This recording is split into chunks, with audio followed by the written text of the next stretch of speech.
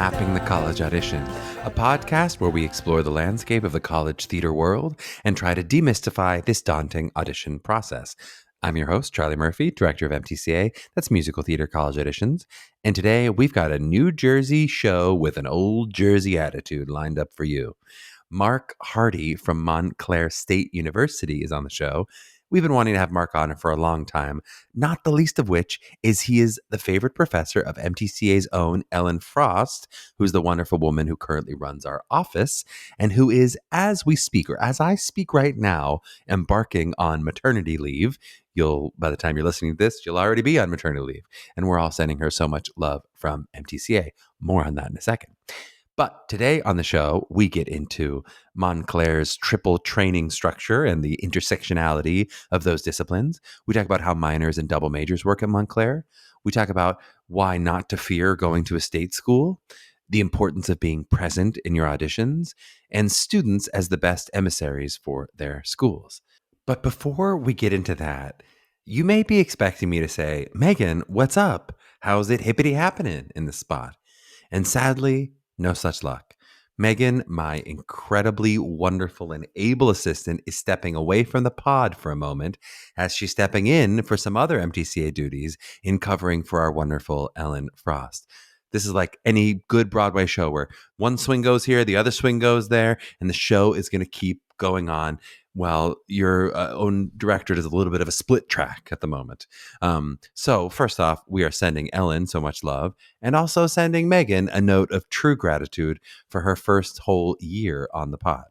I'm going to tell a little story about Meghan, which is when I first asked her to do this with me. And I'd been talking about hosting a podcast for like 5 years at this point. It just took me a pandemic to actually do it.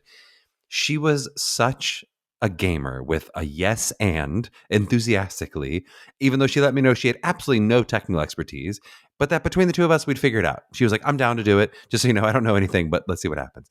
And, I knew most of the kind of podcast structure stuff. I was a really avid podcast listener myself. But Meghan dove deep into all the technical stuff, the editing and the uploading and all that kind of stuff in such a short time, and has made herself like an incredibly difficult role to replace, even by me, who was like, I know enough about podcasts, and I now know so much less than Meghan.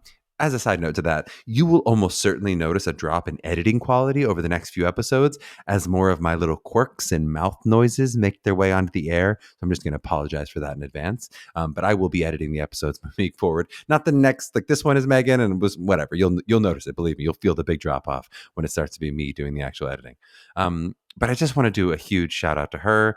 And, it's a little bit like we talked about in Bryce Pinkham's episode, which is coming up next, is that she really added this incredibly useful special skill to her bag of tricks through the power of yes and she doesn't know where it's going to lead her in her life, but what a cool thing to be able to go, you know what, I'm going to figure it out. This seems like a cool opportunity. I'm into it. And now who knows where she's next going to use this incredible skill set. And the good news for all of you is that Meghan will be back after Ellen Frost's maternity leave. Hopefully she'll return renewed, invigorated, and by then I won't have burned the entire pod to the ground. I know she and I both have a lot of ideas for new episodes, new guests. We have some exciting ones coming up over the next couple of weeks, but especially after the summer, we have some exciting places we want to take this. We got to keep this map discovering new territory. But for now, let's get to the new territory of New Jersey in this interview with Mark Hardy from Montclair State.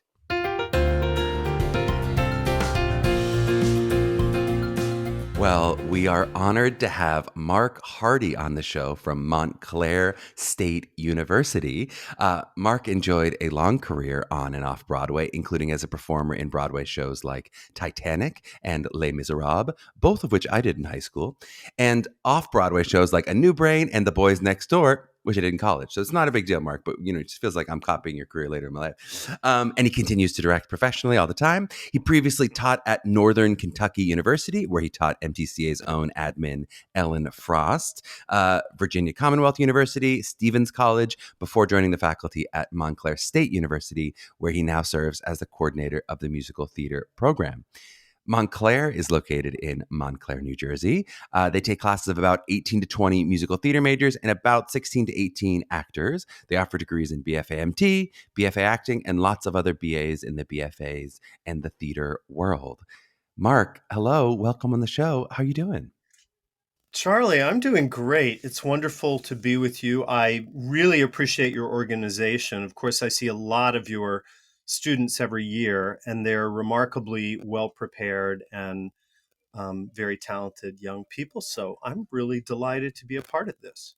We love starting off with a compliment. Anytime we start a day off with a compliment, we're doing great. We all love that, Charlie, I think. So true. Before we dive into the school, and we'll talk a lot about Montclair, I just love to kind of give me a little catch up of the previously on of how you found yourself, navigating your way to education and specifically to Montclair. Yeah, so I'm really lucky. I did most of the big things I dreamt about when I moved to New York right out of college. I went to an acting program and hit New York, I think 12 days after I graduated with $300 and a lot of dreams and not very much real knowledge about how the business was going to work. But in my 20 years as an Hmm. actor full time in New York, I really lived the dream in so many ways. And my midlife crisis was getting bit by the teaching bug at around 40. And it Hmm. just kind of fell into my lap in the most wonderful way and opened up a whole new world for me. And so I made that transition pretty painlessly. I think it helped that I was able to continue directing and acting professionally and still do. But teaching for me fulfills a whole different part of my artistic hunger, I would say. So it's been Mm. now 20 years. I just dropped my age there, but 20 years of focusing on teaching, and I still love it. I've been a year in the coordinator, the head job of musical theater at Montclair. And the way I found my way here was sort of interesting. I had known about the program for a long time, watched it grow, was a big fan of what I was seeing.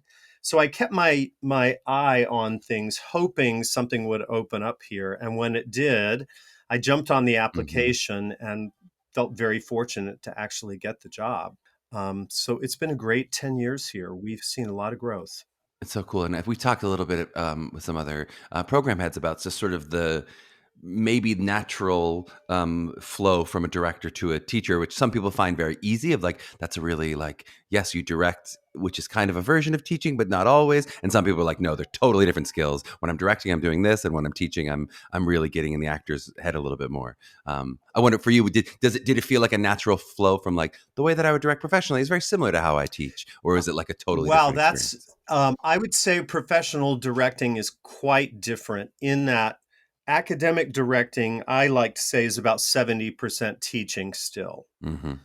That's the way I approach it. I think with professional actors, there's a shorthand already and a whole level of expectation, which is quite natural to assume going in the first day of rehearsal. Whereas I don't expect young artists to necessarily have all that together yet. So Hmm. very similar, but also very different. I love the challenge of directing emerging artists. I love the teaching directing combination. Let's get into Montclair a little bit. And in brief, I'd love to start with like, what do you think now with your 20 years of teaching experience? What do you think makes a Montclair student? What, from what you've seen, what are sort of some of the ethos that you go, this is true of a Montclair student?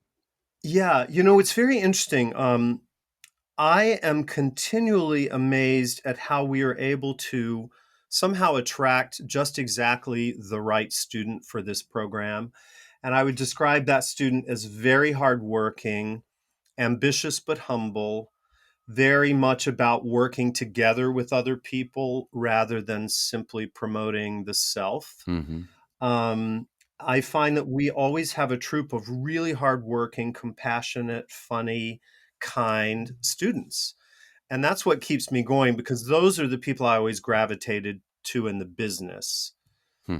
Um, and somehow we have this knack for recruiting these students who really want to work very hard together, who are much more about what they can I love achieve it. together than the individual pursuit of, you know, success in show business, which of course is a necessary component. But I think the joy in the work is a through line here. We work really hard, of course, Hmm. as people do in every strong program. But I think there is a real sense of community and of nurturing here. And I think that goes both directions. I actually feel very nurtured by my students in interesting ways. They're compassionate people. So there is a sense Mm. of a family connection, though I think we reserve a really appropriate distance from our students personally. Mm-hmm. I do sometimes feel in rehearsal that we're all working together for the same goal. I also think our students do have an eye on the industry. You know, the fact that we're 12 Mm-hmm. miles from the theater district is a clue. Our students are ambitious. I'm not saying they're not.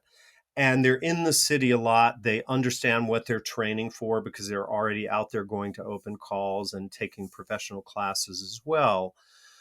But I think there's something about the balance of that access to the city and this sort of bucolic, beautiful traditional campus Mm-hmm. that is really healthy for our students. Totally. And now tell me a little bit about curricularly. So now if I spend 4 years at Montclair, take me through freshman, sophomore, junior, what am I learning? I come in, I'm hardworking, I'm ready to play on a team, but how am I being changed, I think, educationally by, specifically, let's start with the musical theater program. Yeah. So we hit the first years pretty hard in the beginning, Charlie. The first year is actually the most demanding in many ways.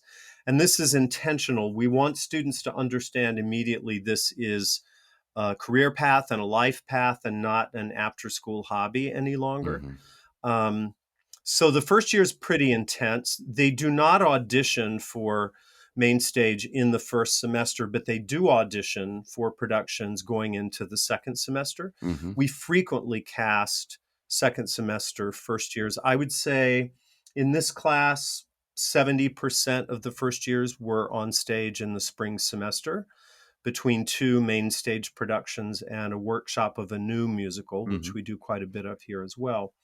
So the first year is rather intense and pretty much ordained. There's very little um, wiggle room in the first year curriculum. And by the way, people come in dancing at whatever level they're currently dancing at. All the MTs are not in the same ballet one class or the same tap two class. Mm-hmm. They're all leveled, and there's a placement at the beginning of the semester. So students come in dancing at the appropriate level for their training. Mm. Then in the second year, there begins to be just in the spring a little more room for specialization, for other interests. We do have a number of MT majors who minor. That is possible. You have to be a very motivated, very strong academic student to do that, but many of ours do. We even have a very few double majors, but that's about a 5-year plan. Mm-hmm. And then going into the third and fourth year, Charlie, some time opens up for upper level dance electives, upper level music electives. We also offer a year of acting for the camera in collaboration with the acting program. There's a Shakespeare workshop, stage combat, dialects, a lot of things that are not required in the 4-year course sequence, Mm-hmm. but that many of our upper level students do. Um, so there's a chance to really hone strengths and also strengthen weaknesses, particularly in those last 2 years. You mentioned these minors and double majors. I'd love to hear about outside of the theater program. What is the University of Montclair offer to a student? So what might that look like for a student who says, "I am interested in at least minoring or getting some education outside the Sure. theater"? So a couple of things. In addition to minoring and double majoring, we have a really fantastic honors program. And I have a lot of musical theater students in the honors program, which largely means that the small gen ed load that we carry, and our majors have the smallest in the entire university, Mm-hmm. but that those classes for honor students become more focused in deeper academic inquiry. And we have a really wonderful study abroad program on campus, which we can come back to later. We do a lot of work in theater in study abroad. Mm-hmm. But the minors range, I've had everything from makeup certificate program in the fashion studies department to now a current second year is a minor in conservation and ecology. I've got a double major in American Sign Language, believe it or not, one in mathematics, Mm-hmm. hyper motivated academic student. We're bringing back a dance minor next year. Those minors are about 21 additional credit hours, so roughly 7 extra courses. So they're doable, but again, only if the student's really motivated. And then what about from a sort of discipline perspective, disciplines within the musical theater training? Do you feel like, is there one of the three legs of the stool you focus more on? Is it really try to be equal in dance, singing, and acting? Is there one that feels like it needs a little bit more? Is it different per student? I'd love to hear how you talk about the disciplines and how they interact with each other. Yeah, we feel I've never liked the term triple threat for all kinds of reasons, but we do believe in these three directions of training and we believe in their intersections, right? So I would say our curriculum is very well balanced between acting, Mm, dance, and singing and other musical study. There's a fair bit of theory and oral skills, keyboard skills, um, choral skills. There are 2 semesters required of choral singing because we really want our students to develop into mature artists in mm, all three areas. Likewise, the acting program is a very specific sequence of 4 years of acting study, and only in the last year do a lot of those electives open up mhm. in advanced acting, Shakespeare workshop, etc. So we feel the training is equally strong in all three. But look, our great goal is not to crank out quote unquote triple Mhm. threats. It's very usual that a student will have 2 strong areas and a weaker area. Totally. We want to help that student develop the weaker area, but I'm under no illusion that somebody who is a strong actor and a strong singer and not inclined to dance must somehow try to get cast in a chorus line. Uh-huh. That is just not realistic when you look at the industry. It's not realistic when you look at casting, right? So we do want students to acquire skills they don't have, but we also don't want to pressure them into thinking they all have to be that triple model. Totally makes sense. Totally makes Right, sense. and the industry's changing. If you look at current Broadway production, it's not so much about those types anymore, Yep. right? So we're all about embracing the individual. The thing that we're looking for is somebody with talent, of course, but with a strong sense of self and a strong sense of identity, Mhm. because that's what gets you cast in the real world, is exactly who you are and being at peace and being actually celebratory of who you are, rather than walking into rooms apologizing or trying to be somebody you're not. What about if I'm an actor and that's the big leg of the stool that I'm leaning on, but I'm kind of interested in a little bit of singing, a little bit of dance, or I might want to do musicals, but it's not the focus of my career. What kind of training do I get as an actor in the musical world at Montclair? Well, it's as I said, it's 4 years of scene study. We do a lot of viewpoints. We do a lot of Laban efforts in the second year, a fair bit of Shakespeare. There's very solid actor training, and I am going to tell you that in my program now there are actors first, there are singers first, and there are dancers Hmm. first, right? But they all have to be proficient at some level in all three. Hmm. I would want that actor who also sings and dances to be able to do some basic tap Hmm. and to have an understanding of the fundamentals of ballet because it's going to help in their acting work, whether they ever dance a step on stage or not. And they probably will Hmm. dance a few steps on stage, You right? can't avoid it in the Shakespeare show. If you do Shakespeare, you're gonna dance. Yeah, yeah, exactly. Just gonna happen. You're gonna sing a little, and you're certainly gonna dance. So there's room here for all of those people, as well as the person who really feels like they want to equalize those skills in all three areas. There's a lot of room for individuality here. We don't have a type, we don't have a sort of imprint that we're looking to produce in a student. We don't look at our students as products. The thing that I'm hearing now from casting people in the city is they tend to know our students by their level of maturity, their preparedness to walk into those rooms and be themselves and do well, and their overall professionalism. because they're getting exposed to the business a lot while they're here. Well, you're leading perfectly into my next question, which is just about how do you, so in that senior year and the junior year, this has a little more time. And then let's talk about that senior year and kind of what that prep is you're doing to launch them into the business. So what does that look like as we go from senior year into transitioning into being professional actors? Yeah, I'm going to back up for 1 second and then catch up to that idea. So, one of the key ways we prepare them all 4 years is by bringing in a great number of current working professionals as guest artists, directors, choreographers, conductors, music directors, composers, and lyricists. Mm-hmm.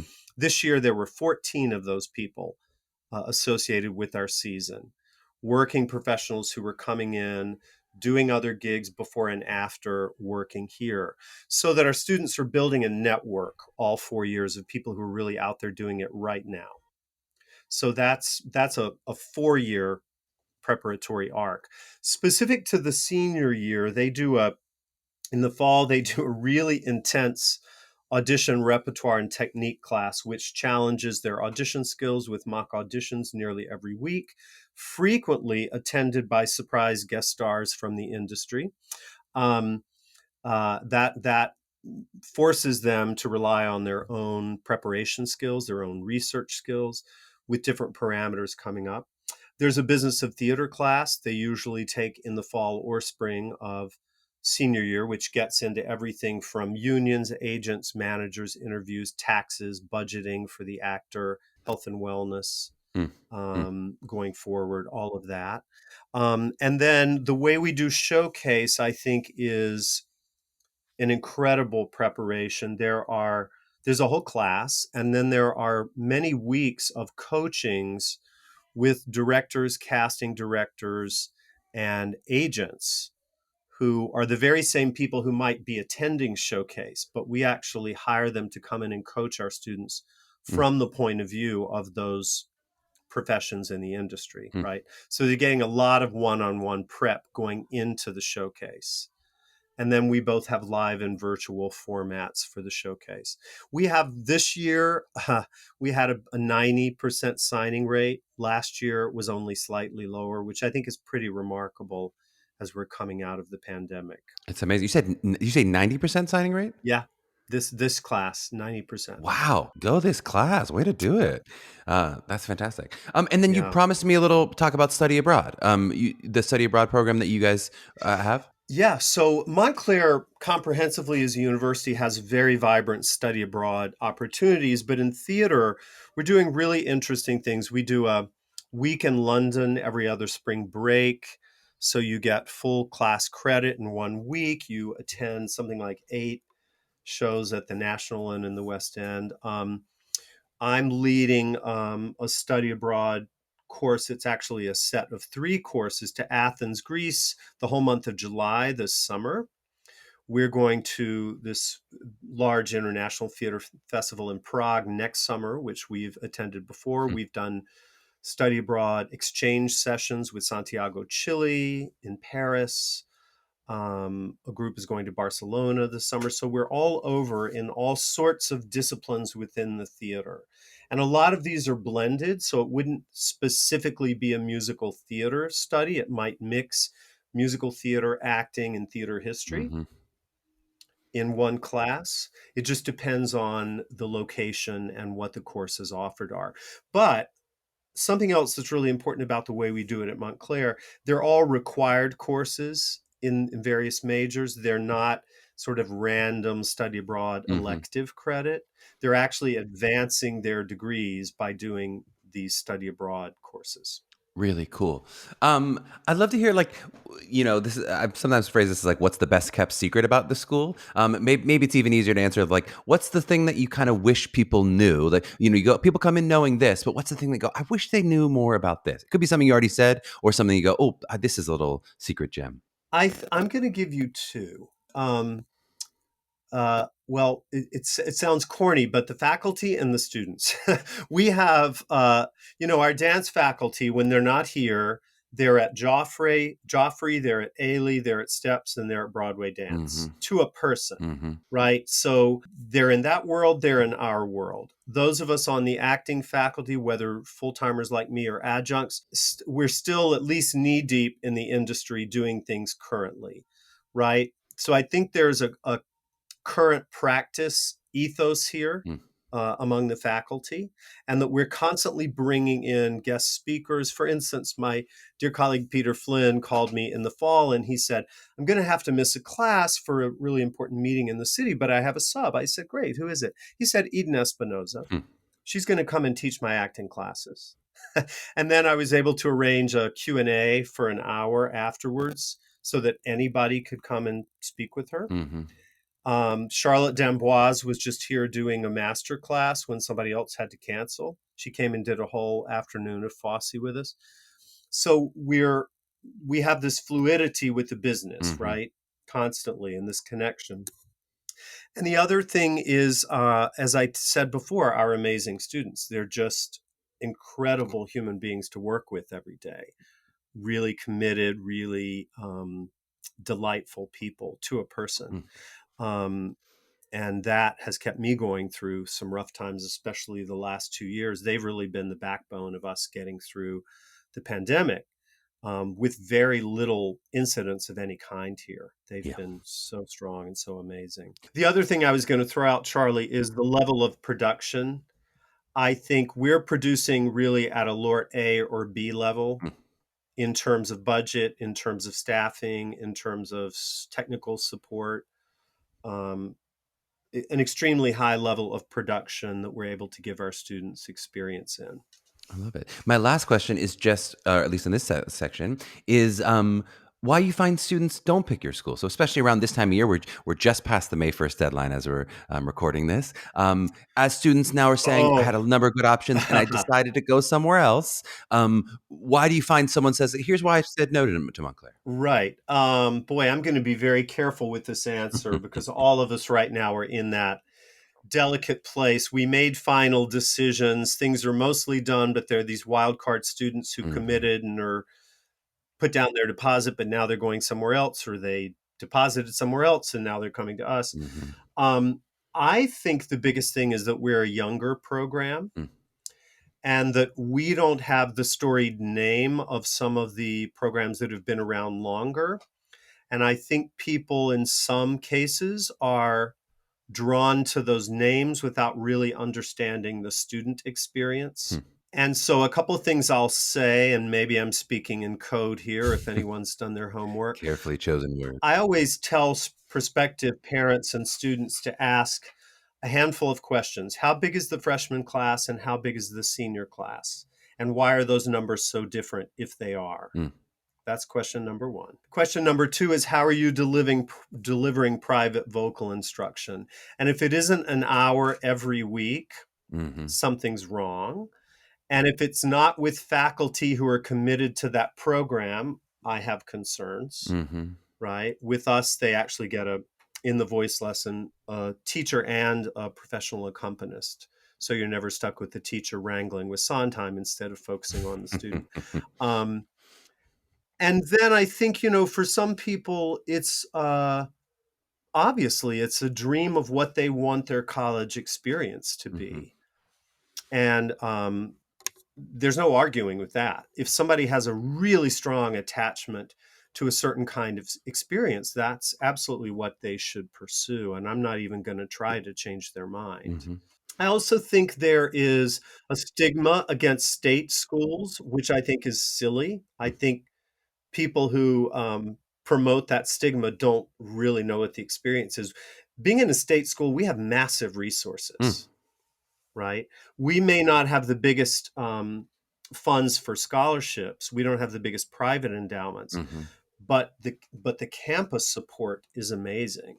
So I would just urge parents and students not to look down on state schools until they've really explored specific programs at really good state schools.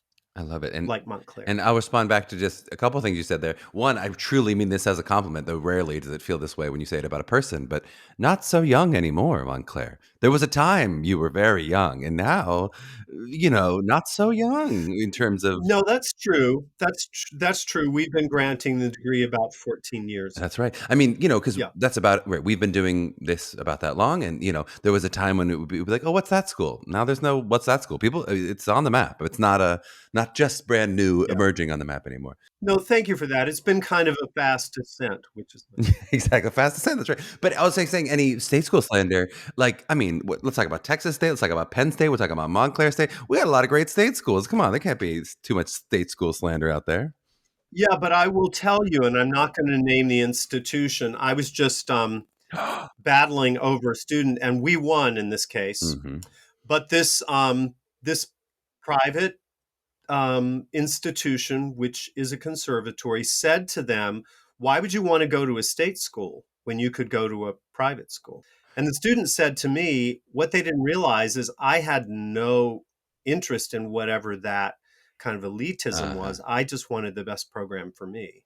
Go that student. I'm not saying it's a widespread issue, but it comes up every year. And let that be a little bit of a warning. If any of the program ads are playing a little too dirty out there, just that's a shot across the bow to the well, no one specific, of course, but I mean, not that those are not our primary Yeah. listeners. Most of it's students and parents. But if anyone's listening, college faculty, be careful with what you say to those students. Yeah, Charlie, and I'm gonna throw in here, I just had a really, compelling phone call with the student and her parents, and I was so glad she included her parents. Actually, we had 2 phone calls because they had a lot of very specific questions of their own, and so I want to encourage any parents you may have listening not to be afraid to get involved. It's a lot, and these parents had just visited a I'll just say a somewhat storied program and said, we started getting a funny feeling about halfway through the day because we felt like we were being sold. Mm,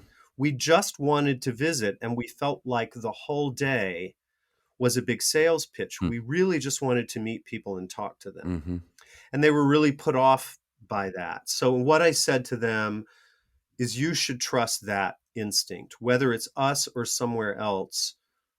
That to me would be a warning sign. mm-hmm, And if you're feeling uncomfortable with that, I think you should pay attention, because I always think it's about where the student and the parents feel like that student could achieve their goals in an atmosphere of support and nurture.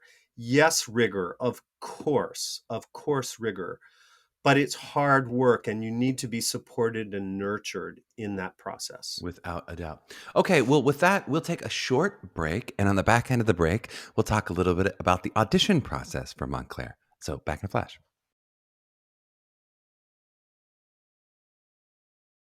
All right, we are back with Mark Hardy, and we're going to talk a little bit about the audition process for Montclair. So, I'm going to give you the hardest question first, which is to sort of sum up what do you think makes a great audition for you?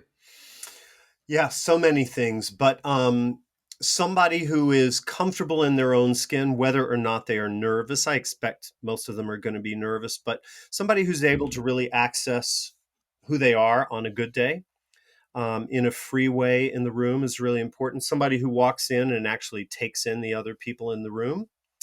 We're all drawn to that wonderful kind of ineffable quality of people who are able to sort of make the room theirs without being pushy or sort of diva-esque, but that person who has kind of an easy, persuasive geniality or mhm, presence. Of course, it's lovely to have somebody who's really prepared, who is mhm, comfortable with the book, knows where everything is in the book, has the table of contents, has their music tabs, so there's none of that awkwardness with the accompanist. Somebody who can be frank about being nervous, about being confused by something we say. Somebody who can mess up and start again and take it in stride. Because no mhm, one ever lost a job by messing up in an audition. It's mhm, all how the actor handles it. Sometimes it's the most charming thing in the world, and that's what wins you over, is that flash of personality when they're able to laugh it off or make a joke of it. take it in stride. I mean, because you're really talking about the skill of presentness, right? If you're able to take it in stride and be aware of your own mistake, it means you're here, you're present in the room, which That's is a much exactly harder skill, I right. think, than people realize. Yeah, I mean, it sounds perhaps glib, but you would be shocked at how many people are not in the room with their bodies. The Absolutely. vast majority, and I'm even talking about professional auditions, more often than not, the actor is not in the room with themselves. They're Mhm. watching themselves, they're judging, they're filming it in their head. They're not really in the moment.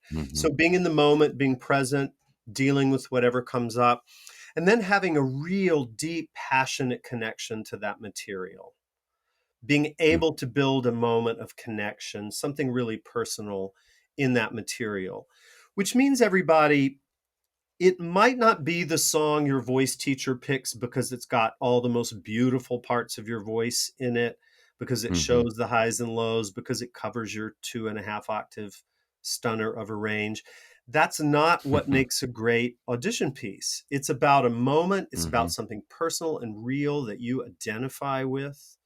You can always find out about high notes, low notes, all the rest of it in a third or fourth piece or with a vocalese, right? So don't Mhm. try to look for a song that does everything. Look for a song which feels like it's an honest extension of you, because we're trying to get to know you through that music, Mm. right? And if you come in screaming your head off in some moment of trauma, what you're telling me is, I really gravitate towards trauma. And most people don't cast people who live in trauma because they're not much fun in the room, right? Mm. So think about your audition monologues and songs as signature pieces for who you are as a human on this earth.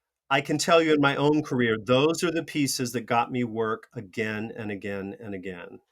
Beautifully said. Is there anything that you feel like is kind of a red flag when you see it in the room? Is there anything that you go, this just puts a bad taste in my mouth, or this makes me, I see that in a student, I go, this person might not be for Montclair? Yelling. This year in Dallas, I felt so attacked, being screamed at both in monologues and Mm. songs. I just think there's Mm. really no place in the audition for those peak moments from shows that require that kind of thing. Think about it. The Mm. character has earned that over an hour of stage time, right? Mm. So perhaps that's not what you lead with as an introduction. I'm not saying you have to soft pedal everything, but think about the auditor's experience. So when I see a young artist come in and just bellow or belt the walls down with no subtlety, with no sort of personal content, as kind of a show off piece, that makes me think that they think that's what acting is. And if that's what they believe acting is, I might not want to try to repair that. Mm. Similarly, if there is a significant pitch problem, I'm not going to take a chance that we can fix that. So I would say my two biggest red flags are yelling and pitch. Okay, so tell me a little bit about how this works with a pre-screen audition, or certainly with a video audition or a Zoom audition as well. How do any of these answers change when we're talking about those sort of dreaded videos? Yeah, I think the great disadvantage of a pre-screen or a fully virtual, like pre-recorded submission, is the loss of immediacy. You know, the magic of a live audition is what happens that is unexpected or is impulsive. So I think anything the artist can do to be sure they're working from impulse, working with a sense of that beautiful creative danger of live performance, anything that you can do to capture that in the pre-screen is really helpful. And I Mm. think, again, back to material, if you're not deeply connected to that material, if it doesn't stir you, it's unlikely that pre-screen is going to have a lot of immediacy. Maybe a beautiful sound, it may be effective in some ways, but finding that personal spark in that interpretation is what really matters in the pre-screen. And then, of course, being sure anything you can control, your audio, your camera angle, your background, your lighting, your attire. Be sure you're in full ownership of good quality, because you can fix all of those things. Get help if you need it. Ask for help. Mhm. Mhm. Yeah. And then in the live audition, this is now my favorite question, is how much of the decision in the room for you about saying yes or no, artistically at least? How much do you feel like is based on the initial material you'll see, the monologues and the songs, versus the intangibles of an interview or an adjustment or anything that happens in the room about like who this person is? How much is more based on that initial, what you see in the first stuff, and then how much is based on the next? To be 100% honest, Charlie, I think it's very different based on the individual. I will tell you, um, I would say half the people I accepted this year from live auditions, they walked in and something stirred, and I thought, please be good, please be good. I already want you. Mm-hmm. That's Mm-hmm. just what I call the it factor. They're just compelling, they're interesting, they seem theatrically viable. I don't even know how to put that into words. And, casting Mm-hmm. directors and directors have talked about this for all of time, right? Um, so I would say, honestly, it's probably a 50-50. Early on, somewhere in the audition, 50% of the time, I'm like, this feels like a yes. However, the other 50% is maybe the most interesting, which is, wow, that first song left me really flat. I don't know. I was kind of hoping they would be better. And then you ask for something else, and suddenly it's like, oh, where was Mm-hmm. she 2 minutes ago? That's interesting. Mm-hmm. Or I'll give you an example. I had a young woman sing Yes, My Heart at Chicago Unified's, beautiful soprano, really interesting, but it was very standard issue version of Yes, My Heart. And I thought, ugh. Mm-hmm. But something in her sparked, and I said, would you go back and take it again? I gave her a big adjustment, a wild comic take, and she ran with it. And what I got was, I swear, Madeline Kahn worthy, comedian, fascinating. Mm-hmm. And I thought, if you had led with that, everybody would be throwing money at you. But it's only Uh-huh. by working with you that I got to see that. So, and this is a little scary, oh, young artists who are listening, you need to figure out how to find that out, which Mm. means you've got to have really good coaches and really good teachers telling you the truth and avoiding doing things the way they've been done 500 times. Really, nobody my age needs to hear Yes, My Heart done traditionally, just straight up Golden Age soprano, Mm-hmm. Park and Bark ever Mm-hmm. again. It's so true. The students can even feel, right? I think the students can even feel oh God, the jumping and the bravery of saying yes to that adjustment was so artistically exciting. But then the ability to take that into the room again, to start with Yeah. that bravery, to start with that home run swing, boy, that's easier said than done, I know, for many of Yeah, these you have students. to be gutsy. And even with my own students in the fourth year, I'm also saying, why are you being so appropriate? How do you think you're going to Mm-hmm. set yourself apart from the other 9 people who sang this song today by just Uh-huh. giving me a turnkey version of it? You've Mm-hmm. got to find, I'm not saying turn everything on its head, but find a reason that you should sing it. What's the moment of Right. immediacy about for you? Because we're really looking for something to happen in the room, a new moment. That's what we want. A new Yeah. vocal moment, a new acting moment. Nobody gets cast just because you say, "Oh, that was really appropriate. They didn't do anything wrong in this." That's That right. was. I really think they're not going to mess up in the role. Yeah, you don't get cast because somebody said you did an acceptable job with that. Yes, inoffensive. Yeah. I want to talk a little bit about the academics. So, if you say yes to a student, so you go, "This is an artistic yes," or in this example, you're saying you're going to be throwing money at the person. I hope that was scholarship money and not literal cash.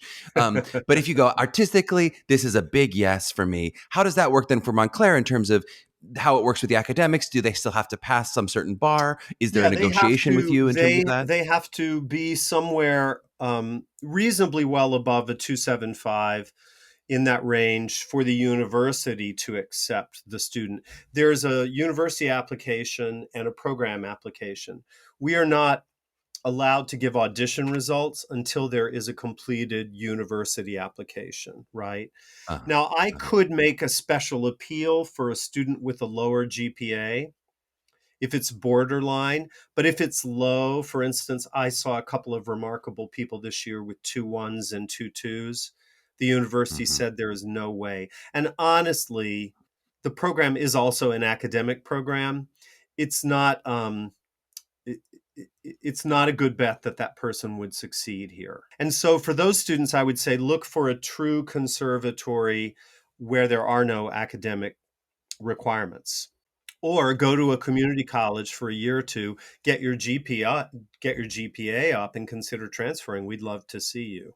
And you had mentioned the sort of three stools of the discipline in terms of you really trying to be equal in your focus in training for students. How about when they're auditioning? Do you feel like, do you weigh them all three equally in terms of you get a super score and it's based on acting, singing, and dance? Do you factor in those 2 out of 3 people, or even people who are extraordinary in one? No, I heavily factor in the fact that this young man or young woman might have had no exposure to or possibility of private dance or private Mm-hmm. voice or real acting coaching.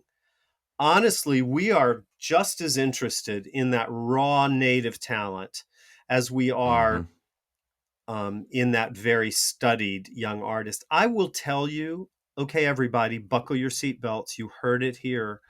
Many of the worst auditions I saw this year had done every boot camp, every New Mm-hmm. York summer intensive. I mean, the tens of thousands of dollars these families spent.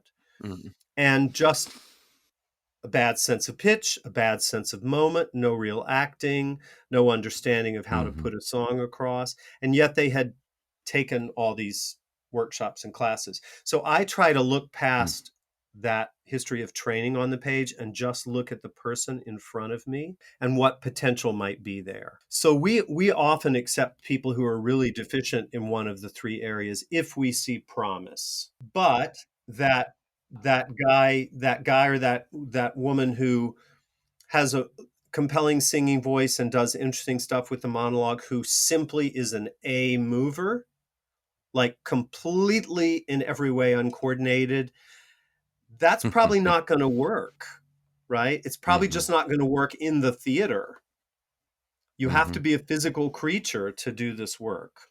You don't have to have studied ballet for 7 years, but you have to be a physical creature. So true. As we wrap up, I just want to talk a little bit about. You mentioned how the students helped you through the difficult last couple of years.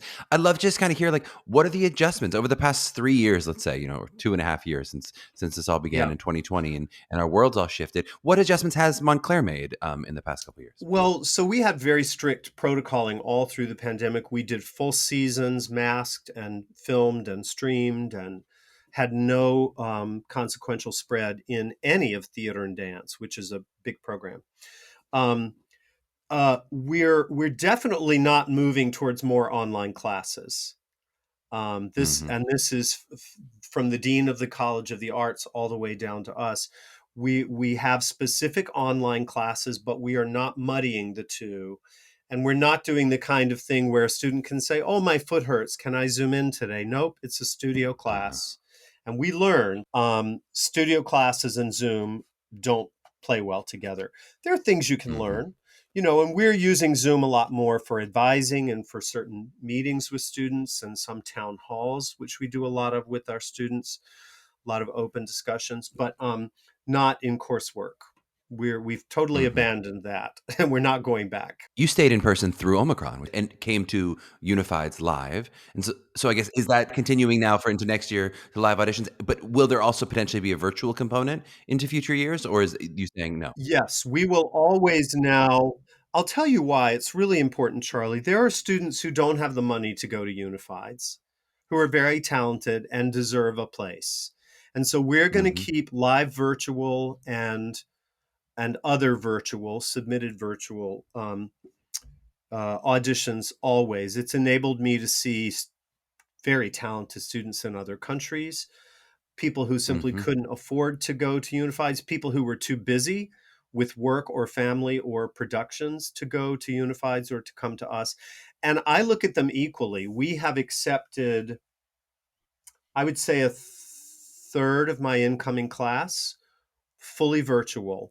The first audition, sometimes multiple callbacks, follow ups, phone calls. I would say a third were fully virtual accepts. So, in summation, then, I just love to, especially looking at 16, 17-year-old, maybe the rising seniors, the juniors who just watched their friends go through this process and who are kind of beginning it now as they're listening to this. Any advice for those students, for those parents, as they're sort of beginning to look at Montclair and look at the process at large? Yeah. So much, actually. I would say it's not too late to get into dance class, even if you don't think you're a dancer, just to have Mm-hmm. experience moving that way so that you will be less thrown by dance auditions. Again, we're looking for potential. We're not looking for polish necessarily in every person. The same with vocal skills and acting. It's not too late to study to prepare. I know that you're all Mm-hmm. discovering this. It's incredibly competitive. So Mm-hmm. only try to be who you are.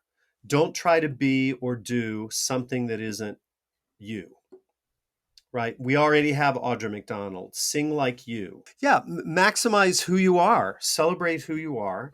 Um, and choose material that you love doing every day of the week in all weathers, right? And then Mm-hmm. I always say to my students in audition prep, doing a really good job 30 times is a good preparation. Really good 30 runs of it, and you're ready for an audition. I love it. Well, Mark, thank you so much for the time today. If students want to follow along more, we saw at Montclair State MT seems to be an Instagram. Are there places where you go? You should check out this website. Do you guys have a TikTok? Do you have how should the students be following along with the Montclair? Our students have a lot of stuff. We don't have our own department TikTok yet. I would say the Instagram account, also the website is constantly being updated. If you Mm-hmm. haven't gone to the website, watch the opening 2-minute video, which is about our mission purely from the student perspective. It was not scripted, it was not coached. That's all just turn on the camera and hear from students. And I think they represent what we do here very well. And then be in touch with any of us on the faculty personally. Reach out to our students. They're the best emissaries for this program. And I really hope to see all of you at auditions next year, one place or the other. We'll be all over the country. We can't wait. Well, thank you so much for the time today, Mark. I really, really appreciate it. It's really a pleasure connecting with you. Thank you, Charlie.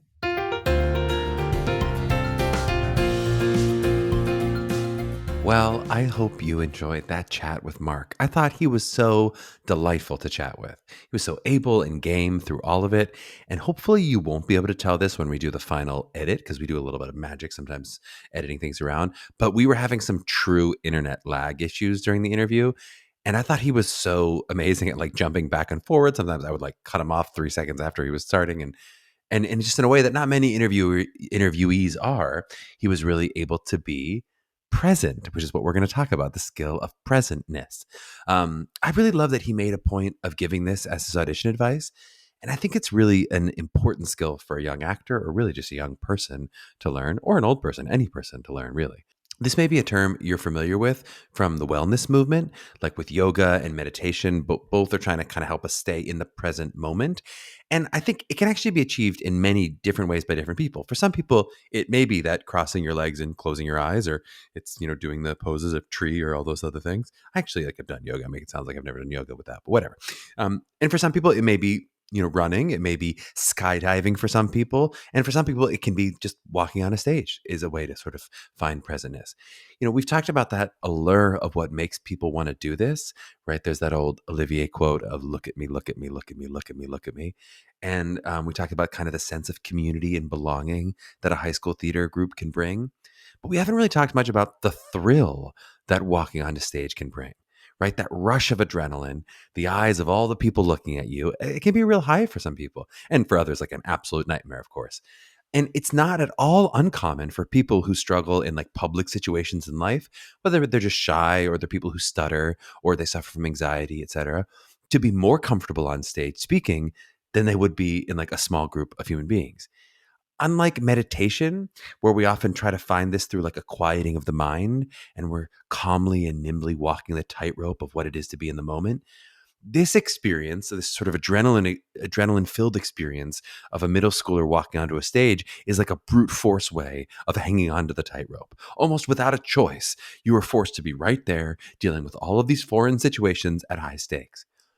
And what can be really hard about auditions, and I'm going to say maybe even more so virtual auditions, so this is true for all auditions, is that they're often these very same kind of high stakes moments for you psychically. Like, so for your brain knowing, I want this big Broadway job or I want this school so badly, but they're kind of dressed up as this casual, comforting experience. Maybe a nice, smiling person behind the table, right? Instead of the bright lights and all the Ben Nye makeup of a high school show.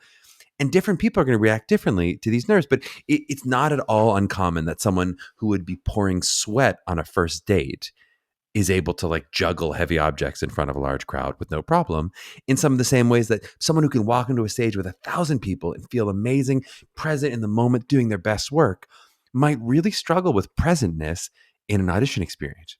So let's talk about the idea of presentness, especially in that context of an audition. I think very often in life, when we're not present, it's because we're living either slightly in the past, dealing with that moment that just happened, maybe the stress of an email we just read, or that conversation with our mother that didn't go the way we thought it would, etc. So it can be hard to be right there in this actual moment with the person you're with. And this, of course, is made 100% worse, just like 100 times, 100 times, 100 worse with having this technology in our pockets, right? Having phones that can ding and the ability to go, you know what? I'm thinking about my mom. Let me just text her right now. That's always a possibility for us. It makes it so much more difficult, of course, to say in the moment. And with audition nerves, I think we have to deal not only with that obstacle of the past, but also now the obstacle of kind of living in the future, right? If we're obsessing over the sides that we don't quite have memorized, or that note in the song we're not totally sure we're going to nail, it's really hard to be in that part of the audition where we say hello to the auditors when we're thinking about what's going to happen next, right? The same can go if we like crack in the middle of a song. Now we're thinking about how good or bad we did, and was it such a big deal, and do we think they noticed? And now what can I do in the next measure to make sure they really know I am a good singer? Wait, do I make a joke after the song? Oh my God, what am I saying right now? I've stopped listening to myself singing as I'm singing because all I'm thinking about is like the next thing that's going to happen, right? We get pulled backward and forward from the past to the future. It's one of the reasons that like people will often give you the advice to not let the audition be about booking the job, or in this case, it'd be about getting into the school. Because if you're focused on that result, you're almost certainly living in the future world of what you're going to think, what they're going to think of you after this audition. It's like if your objective for a first date is to get a second date, you're not necessarily living in the enjoyment of the person you're actually with on the date you're actually on. Now, of course, all of this is so much easier said than done. I mean, there's a whole industry about nothing but this, about sort of what it is to stay in the moment and what it is to be present. And nobody, not even like the guruest of gurus, lives their lives completely in the moment all the time. It's like not how our bodies are programmed or designed, right? Sometimes we do need to obsess about the past to fix a mistake or to anticipate the future to make a good decision. It's when our brains start running amok and only doing this that this can become unhelpful to you.